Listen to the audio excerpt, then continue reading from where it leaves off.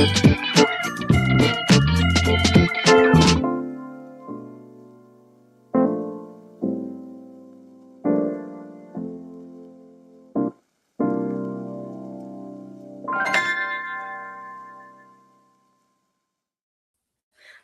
and good morning, and welcome to another Wednesday Conversation with Constance. I'm Constance Howard, aka Connie Howard, executive coach, on a mission to help women overcome the imposter syndrome and self-doubt. Tell me how you're doing. I am in the Maryland area, where it is sunny and kind of warm for this time of year, good walking weather. So I'd love to know where you are watching me from. Are you in this area, or are you coming in from a different state? I would love to know. As I said, we've had great weather here. Well, we had great weather yesterday. We have pretty good weather today. So I'm looking forward to getting out and taking a walk. So let me know where you are watching me from, because I'd really like to know. I wanted to talk to you today about quitting. Did you know that last Friday, the second Friday of January, is considered Quitter's Day? It's the day when people who have made New Year's resolutions have forgotten all about them, right? The top two resolutions are what exercise more and to lose weight. And by the second Friday of the month, it's out of the window, right? We forget it. And listen, I'm not making any judgments here, because I've been there and I've done that. I've made resolutions that I just knew that I was going to maintain, and then they flew out the window.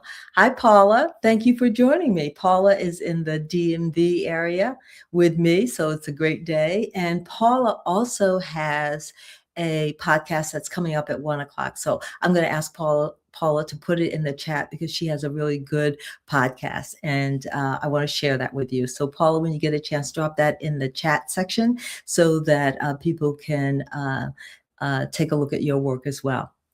Okay, so resolutions. So by the second Friday of the month, people usually have thrown away their resolutions. And it's not because they didn't care, or they didn't have the best intentions. It's that life be lifing, right? You run into a setback or a challenge, and your mind goes into, all the other things that you have to take care of. And that resolution kind of falls to the bottom of the list. Here's what I've recognized, because I used to make resolutions and I don't anymore. If you want to make a change, the best way to do that is to make a decision. And a resolution is kind of like something that we do every year. We kind of say, oh yeah, I want to do this, and then we go on with our life. But when you make a decision, an intentional decision, that's attached to a why, a strong reason why, your chances of forgetting about that goal that you set for yourself is quite slim. So you have to make a firm decision and then anchor it to your why. And your why, again, as I said, has to be pretty strong. It has to help you overcome challenges and setbacks. Let me give you an example. If a doctor says to you, look, if you don't lose a significant amount of weight, you're going to have a whole lot of health problems, then that why is pretty strong, right? That why is going to make you change the way you eat. It's going to make you go to the gym. It's going to make you change a lot of things in your life, and you're not thinking about not accomplishing that goal, because you have a very strong why. So the first thing that I would say to you is to make a decision. All change begins with you saying enough is enough in whatever situation you're in, and deciding once and for all that you are going to make a change, and then attach it to a very strong why. Your why, like I said, is going to get you over setbacks and challenges, because you're going to hit setbacks and challenges. That's just the way life is, right? Paul, I wonder if you've ever made a resolution. Tell me in the chat. But yeah, your why is going to get you over those setbacks and challenges, and help you get back up again, right? Um, you have to realize that it's not if I run into a challenge, it's when I run into a challenge, because it happens to all of us. And that's the time when you have to really dig deep and figure out what it is that is making you want to achieve this goal.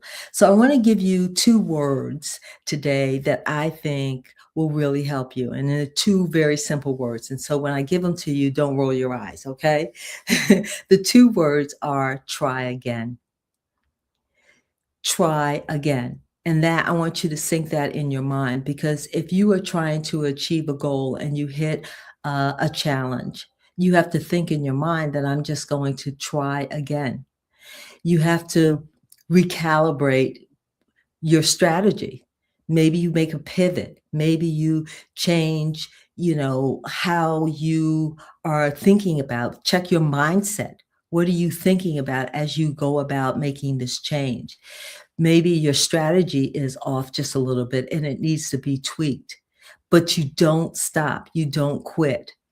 Nelson Mandela once said, I never fail. I only learn. I either win or I learn. And what he was saying was that if I hit a setback or a challenge, I learned whatever it is that made me, fall down or made the setback. And then with that new wisdom and knowledge, I get right back up and get right back into the game and I try again. And I keep trying until I win. So I think too often we look at failure the as an indication that what we were setting out for was not for us. And listen, I've said that a gazillion times. Well, maybe this isn't what God had for me. Maybe I ought to just move on to something else. But really what was happening was I faced a challenge that I felt I couldn't get over. And that made my mindset go into this quitter mode. You can't go into a quitter mode, especially when you're thinking about a major change in your life. Maybe it's, changing your career, changing a lifestyle. You can't try one thing and not achieve it and think it's just not for you. This is an opportunity. Take your setbacks and your challenges as signs that maybe you should recalibrate. Maybe you should make a change. So if you are facing something that you want to achieve, maybe it was a resolution and you've already not fulfilled that, you haven't started on that resolution, I want you to do a couple of things for me. I want you to, one, pause and just take a deep breath and give yourself some grace, right? We all have been there, done that. As I said, you're not going to find anybody who has achieved a major goal who did not face setbacks and challenges. So pause, take a deep breath, give yourself some grace. And then what I want you to do is think about what your why is. Really connect your goal to your why. Make sure that is solid. And then try again. Just try again.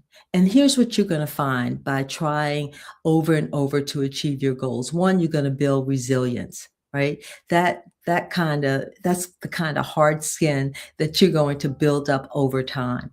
And you're not going to, setbacks won't affect you the way they used to. Why? Because you're resilient. You fall down, you get back up. You fall down and you get back up and you keep trying. So that's number one. You're going to build resilience. You're going to build trust in yourself, because you're going to set a goal for yourself and you're going to achieve it. So your trust in coming through for yourself and really being dependable for yourself is really going to really increase.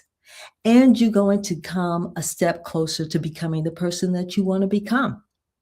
So try again, anchor that in your mind, but go back to your resolutions, right? Look them over. Don't have a gazillion resolutions. Have one or two that you can really commit to and attach a strong why to.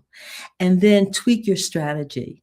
Or if you haven't really started on your resolution, then I want you to attach it to a strong why and then come up with a strategy plan. You have to have a plan of action on how you're going to execute this. Paula says, yes, I've had many challenges. She loves try again. So anchor that in your mind, but go back to your resolution, take a deep breath, give yourself grace, anchor it to a strong why, and come with a strategy plan.